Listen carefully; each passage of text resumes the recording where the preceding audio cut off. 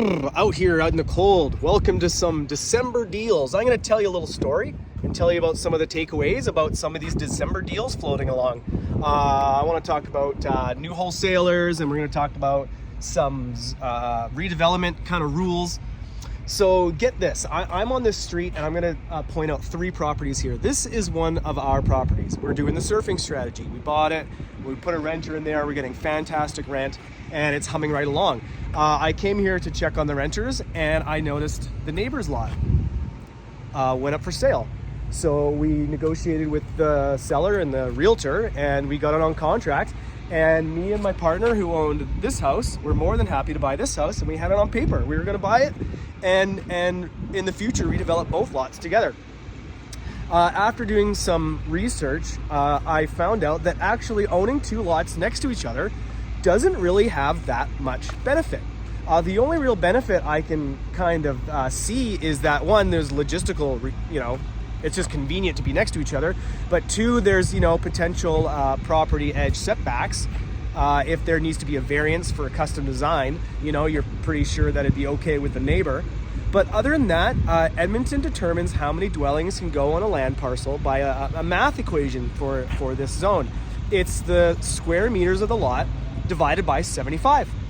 And it's a random number, but that'll give you the dwellings. So the maximum dwellings allowable on this land. So even though you have one property at about 685 square meters, that works out to be a maximum of 9 units.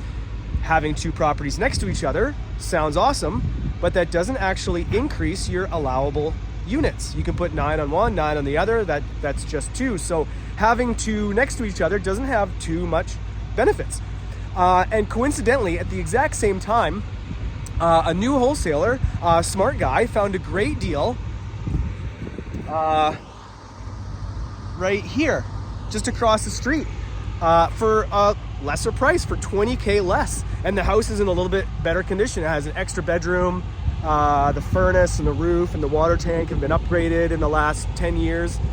And so we actually did not remove the waiver or conditions on the neighbor's lot. And we decided to do this lot across the street up here because it's essentially the exact same thing. It still has logistical advantages of being close by, and we're still allowed to redevelop the same amount of units, but we saved a whole bunch of money on the price. So it's just kind of interesting that there's 3 houses all next to each other.